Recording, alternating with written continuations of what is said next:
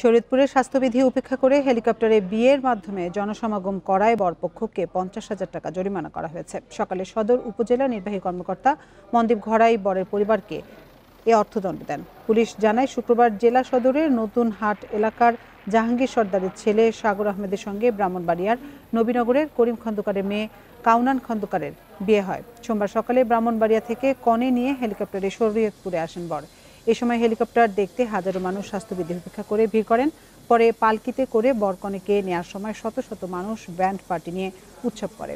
খবর পেয়ে উপজেলা প্রশাসন ঘটনাস্থলে গিয়ে বরের চাচা আব্দুস সালাম সর্দারকে 50,000 টাকা জরিমানা করে।